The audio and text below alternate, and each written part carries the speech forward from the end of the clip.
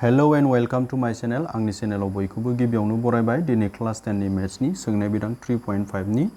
First क्वेश्चननि नैबे number 1 क्वेश्चन्सखौ आं solve खालामगोन।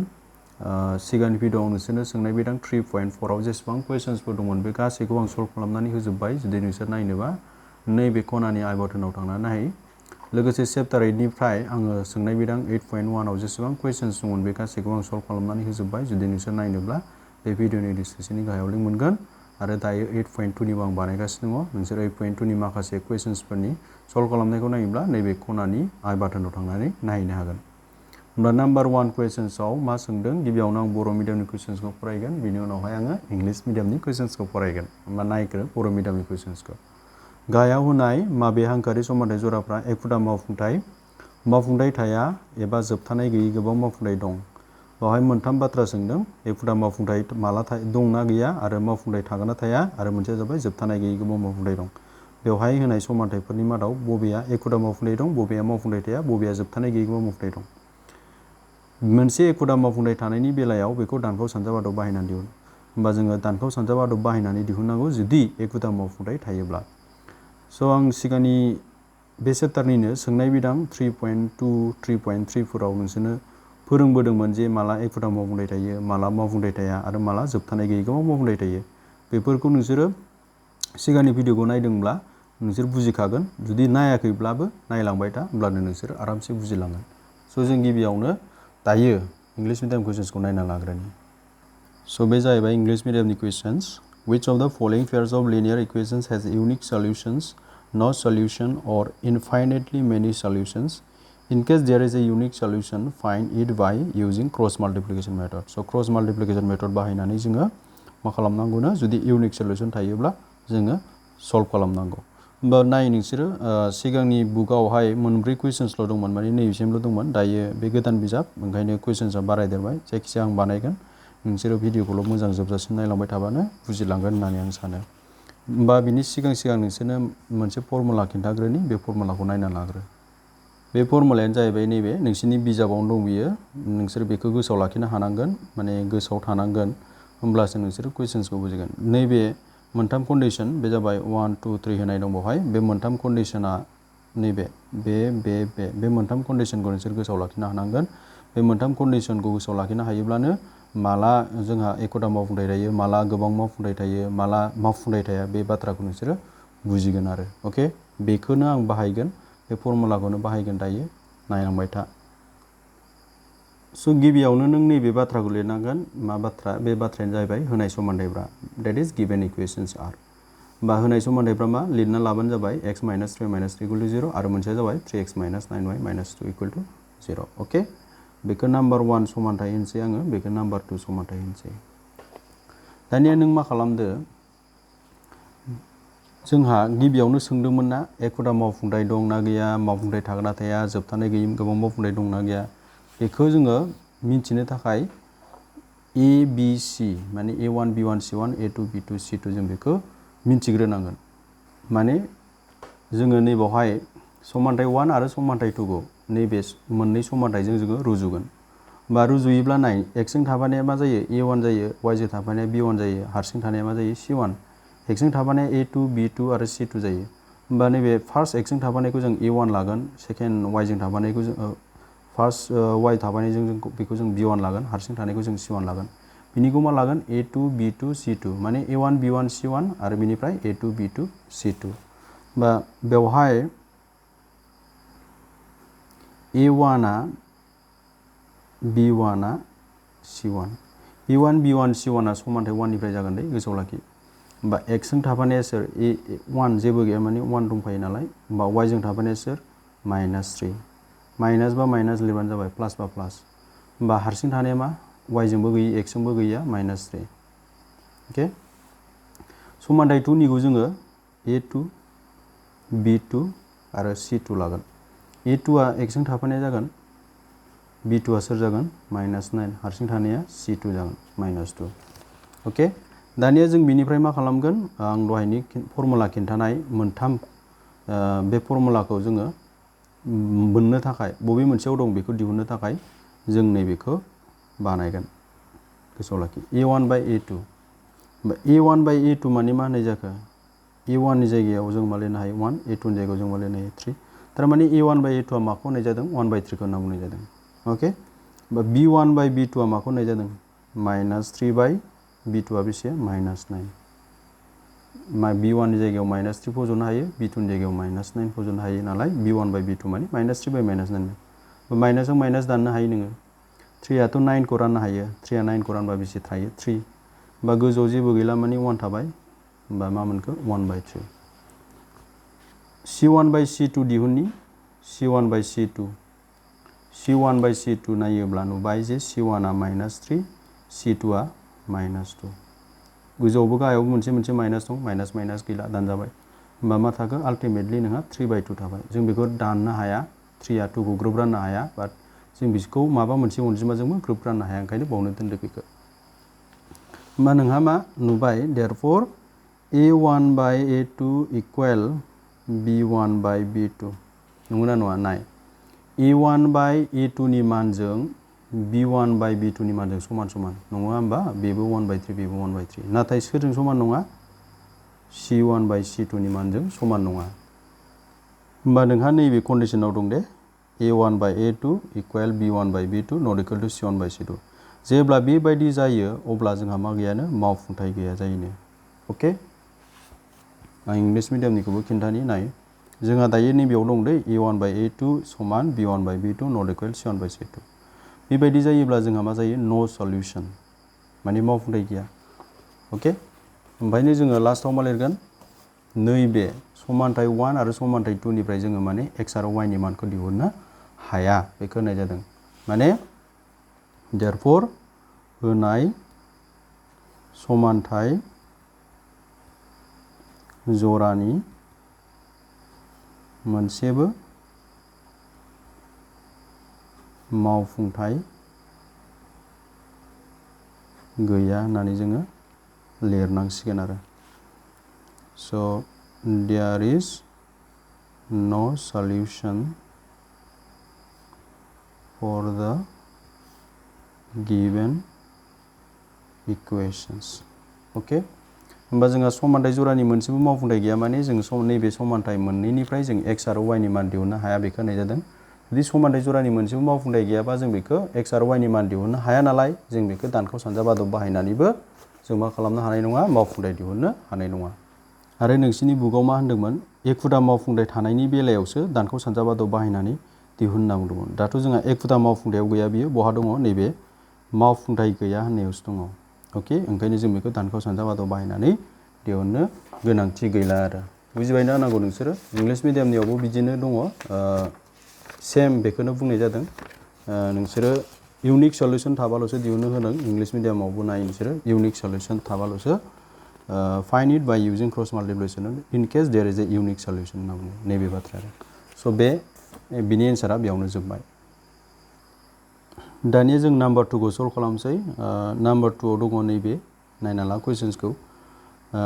नाम्बार 1 आव माबायदिमोन समानसिननि बिथिंजाय जेबो गैयामोन 0 बिथिं 0 माने बिथिं मोनसेबो दोनखायाखै नाथाय बेयाव नुबाय नों समानसिननि बिथिं मा दं 5 दं बिथिं मा दं 8 दं नों बेखौ मा खालामग्रो बिथिं बारहोग्रोना लाजोबग्रो माने 5 खौ बिथिं लाबोग्रो आरो 8 खौबो बिथिं लाबोग्रो ओके बे जाबाय फार्स्ट स्टेप फार्स्टआवनो लिरनांगोन होनाय समानथायफ्रा जेरै दानि जों फार्स्टखौ लिरदोंमोन ना बा 5 खौ बिथिं लाबोदो आलासि जानो बिथिं आलासि जानो लाबोबा बे माइनासआ फैसिगोन बिथिं जेबो गैला 8 खौबो बिथिं आलासि जानो लाबोदो बिथिं जेबो गैला बिथिं 0 थाबाय एबारसो नों नाम्बार 1 होदो बिनिफ्राय बेखौ नाम्बार 2 होदो ओके जों दहाय डाइरेक्टलि 1 2 होनो हानायनि जाहोना मामोन नैबेनि जाहोना बेनो जे समानसिननि बिथिंजाय जेबो गैयामोन समानसिननि बिथिंजाय 0 0 मोन बेबायदिबा नों डाइरेक्ट 1 आरो 2 होबानो जाबाय आरो direct A1 B1 C1 A2 B2 C2 बिनि नों डाइरेक्ट बिदि दिहुननो हागोन समानसिननि बिथिंजाय थाबासो नोङो बेखौ C1 C2 लानो हागोन दै समानसिननि बिथिं थानायखौ जों C1 C2 लानो हाया बा A1 A2 B1 B2 लानो हानाय नङा गोसोआव लाखि बे बाथ्राखौ समानसिननि बिथिं थाजोबनांगोन माने आगसिथिंजाय थाजोबनांगोन होमबासो जों बेखौ A1 B1 C1 A2 B2 C2 लानो हागोन स' बेवहाय दानि खालामनाय बायदिनो A1 आ 2 जागोन B1 आ y जों थाफानाया सोर 1 C1 आ सोर जागोन -5 जागोन जुदि C1 खौ नों डाइरेक्ट नैबेखौ लायोमोनबा नोंहा जानाय नंलामोन बिथिं बारहोग्रोनानैसो लायो ओंखायनो गोसोआव लाखि नै C1 आ मा जादों -5 जादों ना नों बेखौ लानायमोनबाथ' नङा +5 जागौमोन बे बाथ्राया आरो A2 आ बेसे 3 जागोन B2 आ बेसे जागोन 2 जागोन C2 आ बेसे जागोन -8 जागोन दानिया जों मा खालामगोन बेनिफ्राय A1 by A2 दिहुन A1 by A2 आ मा जागोन नोंहा 2/3 मानो होनबा नै अके B1 by B2 दिहुनना लादो B1 नि जायगायाव 1 खौ फज' B2 नि जायगायाव 2 खौ फज' बिसोर मोननैजों जों जेबो खालामनो हाया दे रानलायलायनो हाया रानलायलायबाबो जों ग्रोब मोनखाया नालाय रानलायलायना लाब गैया 1/2 खौबो जों रानलायलायनानै जेबो खालामनो हाया C1 by C2 -5 by -8 माइनासआव minus दानजादो 5 जों 8 जोंबो रानलायलायनो हाया रानलायलायनो हायोबा रानलायलायनो हायाबा मावनो दोन आरो होमबा जोंहा therefore बेवहाय A1 by A2 not equal to B1 by B2 बेवहाय दं बियो ओके A1 by A2 नि मानजों B1 by B2 नि मानजों समान नङा होननाय जादों बियो not equal माने समान नङा मानो समान जानो A1 by A2 नि माना 2/3 B1 by B2 नि माना मा 1/2 ओके समान नङा दे जेब्ला A1 by A2 जों B1 by B2 जों समान नङा अब्ला नोंहा बे मोननै कन्डिशनानो मोनसे खामानि होखासिगोन माने बेनो जाबाय होनाय समानथाय जरानि एखुथा मावफुंथाय दं इंलिश मिडियामफोरना लिरबानो जाबाय their is a unique solution for the given equations समानथाय जरानि एखुथा मावफुंथाय थायो जेब्ला A1 by A2 not equal to B1 by B2 जायो जेब्ला बेबायदि जायो अब्ला जोंहा समानथाय जरानि मा थायो मोनसे एखुथा मावफुंथाय थायो बा इउनिक सल्यूशन थायो गोसोआव लाखि बे बाथ्राखौ माने जोंहा नैबेयाव दं दे A1 by A2 not equal to B1 by B2 अब्ला एक्जेक्टलि वान सल्यूशन बा इउनिक होननानै बुंदों बेवहाय बर' मिडियामनाबो नाय दायो जोंहा नैबाव दङ ओंखायनो जोंहा ग्रोब मोनसे मावफुंथाय दं बा एखुथा मावफुंथाय दं बेखौ जों लिरनो हायो आरो स' बे जाबाय जों बेखौ मानो लिरनो हादों बिनि कन्डिशन होमबा जोंहा मा सोंदोंमोन जुदि एखुथा मावफुंथाय थायोब्ला दानखौ सानजाब आदब बाहायनानै मावफुंथाय दिहुननो थिनदों अके ओंखायनो जोङो जिहेतु जोंहा एखुथा मावफुंथाय दं नालाय नैबे समानथाय जरानि माने मोनसे मावफुंथाय दं दे जोंहा x नि मोनसे मान y नि मान मोनसे दङ बेखौनो मा होनना बुङो एखुथा मावफुंथाय दं होनना बुङो ओंखायनो जोंखौ बै x आरो y नि मानखौ दिहुननो होदों आरो मा बाहायनानैनो दानखौ सानजाब आदब बाहायनानै बिदिब्ला दानखौ सानजाब आदब बाहायनानै माबोरै मावफुंथाय दिहुननांगौ नायलांदो therefore दानखौ सानजाब आदब बाहायनानै मोनो इंलिश मिडियामफोरनो लिर by cross multiplication we have but we get okay बेखौ लिरबानो जाबाय दा नोंसोर साननो हागौ दहाय माथो नैबावनो फोजोबदोंमोन दहायनिया जाहैबाय नैबाव फोजोबनायनि मेन जाहोना जाबाय समानथाय जरानि मोनसेबो मावफुंथाय गैया समानथाय जरानि मावफुंथाय गैयाबा जोंखौ दानखौ सानजाब आदब बाहायनो होआखै आरो जों बाहायनानैबो लाब गैखाया ओंखायनो जोंहा बेयावनो जोबदोंमोन एन्सारा खिन्थु दानिया मा एखुथा मावफुंथाय दं होनदों नालाय एखुथा मावफुंथाय थाब्लादि जोंखौ मा दिहुननो थिनदोंमोन मोनसे दानखौ सानजाब आदब बाहायनानै मा दिहुननांगौनो दानखौ सानजाब आदब बाहायनानै दिहुनदोंमोन ना नै एखुथा मावफुंथाय थायोब्ला एखुथा मावफुंथाय थायोब्लाल'सो दिहुननो होदों नालाय ओंखायनो जोङो दायो दिहुननो गोनां जासिगोन आरो अके स' बुजिबाय जानांगौ नोंसोरो जेब्ला दानखौ सानजाब आदब बाहायो अब्ला नैबेबायदि मोनसे लिरना लानांगोन नोङो x y आरो 1 गोसोआव लाखिदे बेवहाय मा दङ सोलायस्लुआ x y नङा होमबा x y बे x y खौ जोङो नैबाव लिरना लानांगोन x y बेनिफ्राय नैबावहाय जेबो लिरनाङा 1 दानिया नों मोनसे मोजां खामानि मावनांगोन बे खामानियानो जाहैबाय मा नैबे जोबोद गोरलै फर्मुला दे बियो बेवहाय मा दङ y निफ्राय लिर दै y नि थाफादेरनिफ्राय लिर अके दानखौ सानजाब आदब बाहायोब्ला नोंसोर बे फर्मुलाखौ रोंनांगोन y निफ्राय लिर x निफ्राय लिरनाङा x निखौ जों लास्टआव लिरगोन दै y जों थाफानाया सोर 1 अके बेनिफ्राय सोर दङ बिनि उनाव -5 दङ बिनि उनावसो सोरनिखौ लिर x निखौ बुजिबायना आरो दानिया नाम्बार 2 थांदोलाय नाम्बार 2 आव y निफ्राय लिरग्रो y नियाव मा दङ 2 बेनिफ्राय बिनि उनाव मा दङ -8 बिनि उनावसो सोरनिखौ लिरनांगौ x निखौ लिरनांगौ x निया दङ 3 बेनिफ्राय लास्टआव माखौ लिरनांगौ फार्स्टआव मा दङ 1 2 जादोंना बेखौनो लिरफिनबानो जाबाय 1 2 बयबो बुजिबाय जानांगौ फार्स्टआव मानिफ्राय लिरनांगौ y नि थाफादेरनिफ्राय लिरबाय नै 1 बेवहाय y जों थाफानाया 1 नालाय बेनिफ्राय उनावहाय y नि उनावसो दं -5 बिनि उनाव सोरखौ लिरनांगौ x निखौ अके ओमफ्राय फार्स्टआव सोर दंमोन बेखौनो लिरफिनदो थिग बिदिनो बिनियावबो नाय जों मानिफ्राय लिरदों 2 निफ्राय ओमफ्राय मा लिरदों -8 ओमफ्राय मा लिरदों 3 ओमफ्रायसो माखौ लिरदों फार्स्टनिखौ लिरफिनदों दानिया नों मा खालाम 1 जों -8 जों सानजाबदो अके 1 जों -8 जों सानजाबा बेसे जायो नोंसोरथ' बयबो मिथिखागौ ना 1 जों -8 जों सानजाबा -8 मोनो अके लोगो लोगो मा होदो माइनास होदो दानिया सोरजों सानजाबदोलाय 2 जों -5 जों सानजाबदोलाय 2 जों -5 जों सानजाबा मा बेसेबां मोनो -10 मोनगोन ना माल्टिप्लाइ खालामबा -10 मोनगोन नोंसोर बयबो मिथिखागौ 2 × 5 10 नङा होमबा माइनास दं नालाय मोनसे प्लास माइनास -10 ब्रेकेटाव होबानो जाबाय माइनास जायोब्ला बे जोबलायबाय दानिया सोरजों सानजाबख्लायदोलाय -5 जों 3 जों 5 × 3 बेसेबां जायो 15 जायो नङा होमबा -15 जागोन -15 लोगो लोगो माइनास होखादो बेनिफ्राय -8 जों सोरजों सानजाबदो 2 जों -8 जों 2 जों सानजाबा बेसे जायो माइनास गैयाबा बेसेबां जागौमोन +16 जागौमोन नाथाय माइनास दंना ओंखायनो बावहाय -16 जाबाय बिनि जोबलायबाय दानिया सोरनि 2 2 जा 2 2 जा बेसे जायो 4 जायो उनिखौ लिरदो अके बिनि बियो बेनिफ्राय सोरजों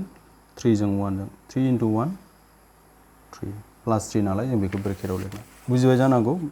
बेखौनो क्रस माल्टिप्लिकेसन होनना बुङो माने दानखाव सानजाब आदब होनना बुङो अके सानजाबख्लायग्रोनांगौ बेनिफ्राय सानजाबखोनांगौ सानजाबख्लायग्रोनांगौ सानजाबखोनांगौ सानजाबख्लायग्रोनांगौ सानजाबखोनांगौ होमबा नायदो -8 ब्रेकेट बोखारगो ब्रेकेट बोखारबा माइनास जों माइनास सिना प्लास जायो दे गोसोआव लाखि नोंसोरथ' बयबो मिथिखायो क्लास 10 आव फरायनाय हिसाबै -15 आ -15 ब्रेकेट बोखारबा बे माइनास जों माइनास सिना सोलायसिगोन +16 जायो बिसोर सानैजोंथ' मा जागोन माइनास जालायलायगोन ना माइनास जालायलायगोन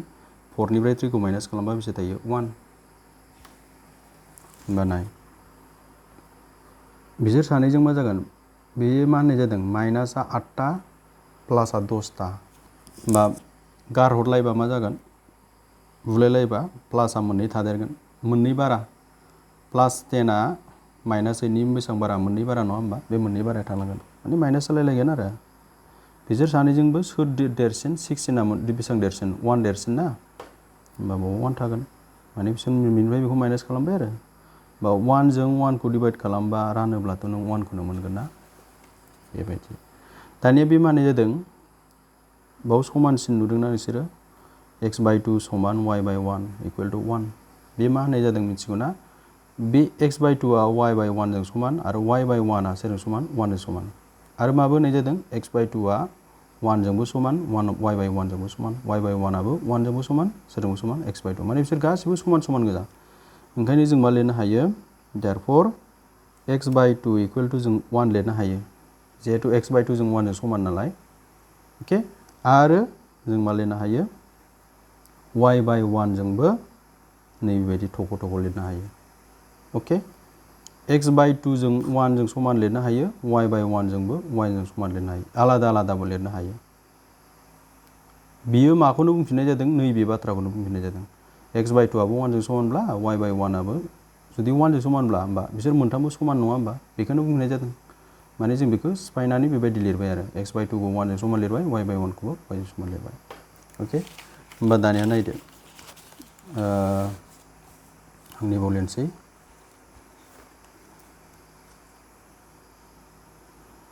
x/2 नैबे x खौल' लाखि बे 2 खौ बैथिं लां बे 2 आ 1 जों मा जाहरगोन सानजाब जाहरगोन 2 × 1 2 y/1 बे 1 जों 1 सानजाबबा 1 मोनगोन therefore मावफुंथाय माने solutions are x = 2 आरो y = 1 बेनो जाबाय दिहुननो गोनां मावफुंथाय x आरो y नि मान मोनहैबाय होमबानो नोंहा एन्सारा जोब्बाय आरो अके दानिया जोङो नेक्स्ट नाम्बाराव थांनि नेक्स्ट नाम्बारखौ नाय नाम्बार 3 बे नाम्बार 3 खौ नोंसोर खालामना लादो मानो होनोब्ला बे नाम्बार 3 आ नैबाव दं दै जोबथानाय गैयै गोबां मावफुंथायाव दङ दै बियो जोबथानाय गैयै गोबां मावफुंथायाव थायोब्लाबो जोङो मा खालामनाङा दानखाव सानजाबादाखौ बाहायनाङा बे फार्स्ट कुवेसनखौ जेरैबायदि सल्भ खालामदों बेखिनियावनो जोबहैगोन आरो बेबो मात्र माबाल' दिहुननांगौ एखुदा मावफुंथाय थाबाल' जोङो मा खालामनांगौनो दानखाव सानजाबादाव बाहायनानै दिहुननांगौ अके माने जोङो मावफुंथाय गैया आरो जोबथानाय गैयै गोबां मावफुंथाय दं जुदि बे मोननै कन्डिशनाव थायो अब्ला जों दानखाव सानजाबादाखौ बाहायनो हाया मात्र माबाल' बाहायनो हायो एखुदा मावफुंथाय थाबाल' बाहायनो हायो होमबा जों नाम्बार 4 खौ नायदिनि गिबियावनो जेरै सिगाङाव लिरदों बेबायदिनो लिरदो स' फार्स्ट अफ अल बेबायदि लिरना लादो बेखौ नाम्बार 1 होना लानो हाखासिगोन डाइरेक्ट बेखौ नाम्बार 2 होना लानो हाखासिगोन डाइरेक्ट मानो नाम्बार 1 नाम्बार 2 होना लानो हागोन आं बुंखाबाय जे समानसिननि बिथिंजाय माने आगसिथिंजाय लाबोजोबनांगौ समानसिननि आगसिथिंजाय लाबोजोबनांगौ जिहेतु जोंहा समानसिननि आगसिथिंजाय बारजोबखानाय ओंखायनो जों बेखौ डाइरेक्ट नाम्बार 1 नाम्बार 2 होना होबाय देयरफर A1 आ बेसे जागोन B1 आ बेसे जागोन C1 आ बेसे जागोन समानथाय 1 निफ्राय A1 B1 C1 खौ लिरदो समानथाय 2 निफ्राय A2 B2 आरो C2 खौ लिरबानो जाबाय A1 B1 C1 A2 B2 C1 बिनि माबाखौ लिरनायनि सिगां समानसिननि बिथिं बारहोजोबनांगौ आं जेब्लाबो बुंखाबाय थादों बेखौ गोसोआव लाखि X जों थाफानाया सोर 1 B जों Y जों थाफानाया सोर -3 हारसिं थानाया X जोंबो गैया Y जोंबो गैया -7 X जों थाफानाया +3 Y जों थाफानाया -3 हारसिं थानाया -15 बा A1 B1 C1 A2 B2 C2 आ बोरै जायो बेखौ नोंसोरो बुजिखाबाय जानांगौ दानिया दिहुनदो नोङो A1 by A2 A1 by A2 माने मा जागोन 1/3 जागोन ना जिहेतु नोंहा A1 आ बेसे 1 A2 आ बेसे 3 okay B1 by B2 B1 आ बेसे -3 B2 आबो -3 माइनासजों माइनास दानदो 3 जों 3 रानबा गावजों गाव रानबा बेसे मोनो 1 होमबा C1 by C2 खौबो दिहुनना लादो C1 by C2 C1 आ -7 C2 आ -15 बयबो बुजिदों जानांगौ C1 by C2 माने -7 by -15 माइनासजों माइनास दानदो 7 आ 15 खौ राननो हाया बा जों बिसोरखौ गुबुन मोनसे अनजिमाजोंबो राननो हाया ओंखायनो बावनो थासिगोन होमबा बेयो मा कन्डिशनाव दङ बेयो नैबे कन्डिशनाव दङ A1 by A2 not equal B1 by B2 बे कन्डिशनाव दं दे मानो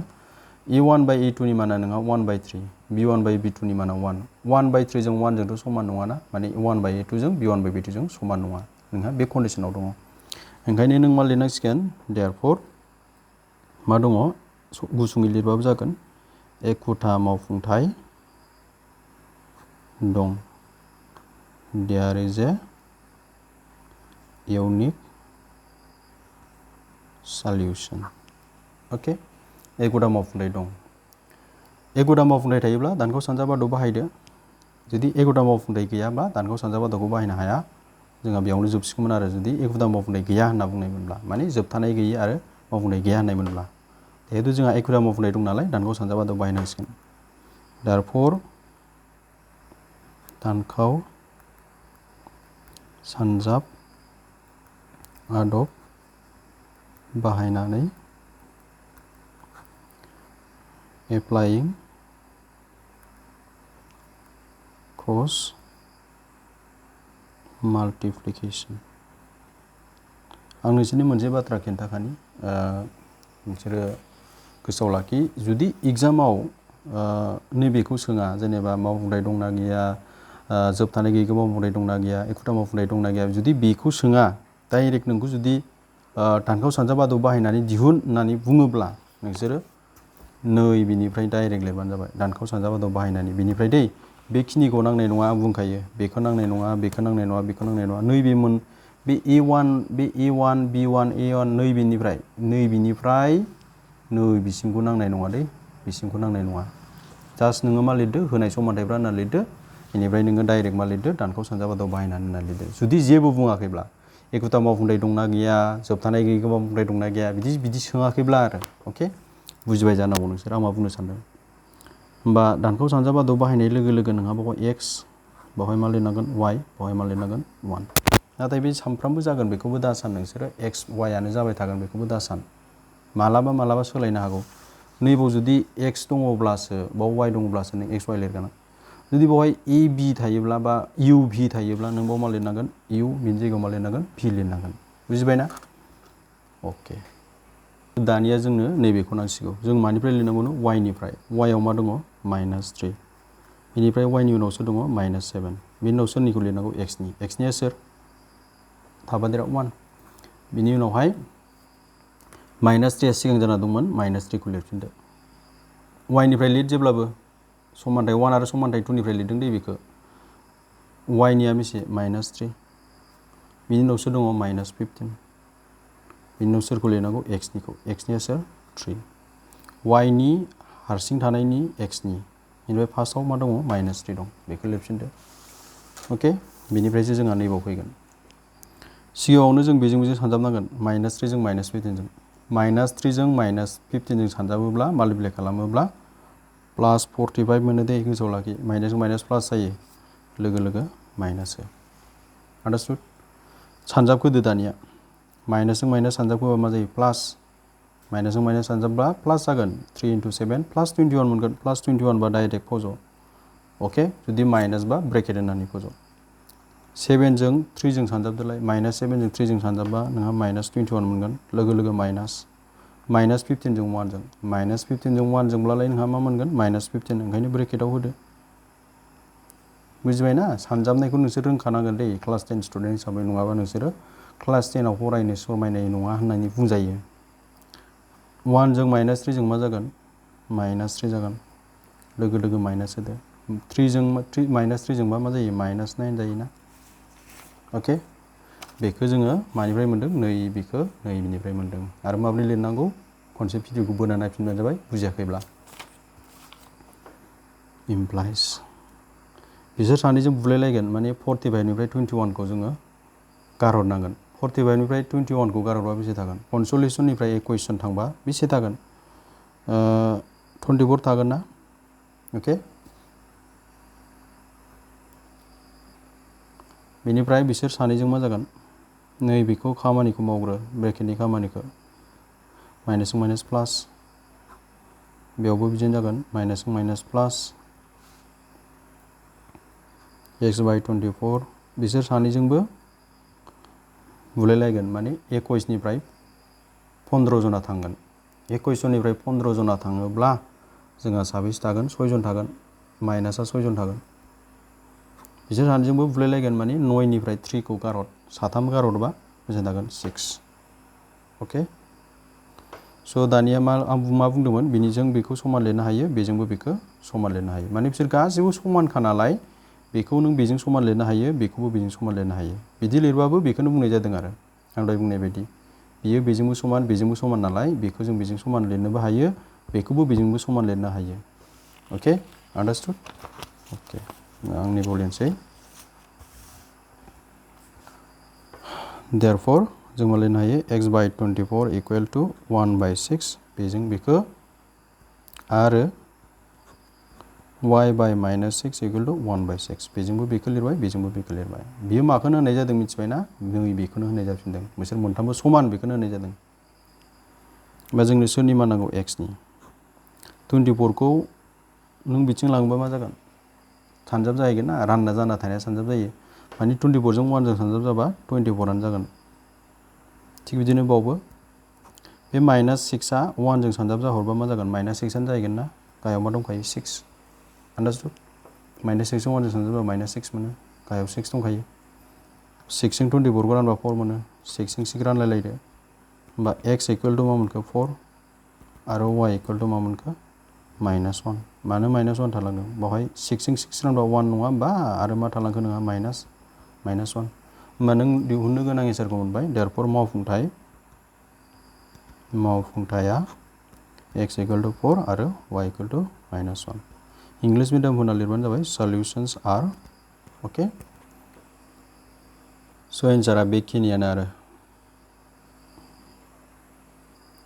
स' बिनि उनाव दङ जोंहा नाम्बार 5 नाम्बार 6 नाम्बार 7 नाम्बार 8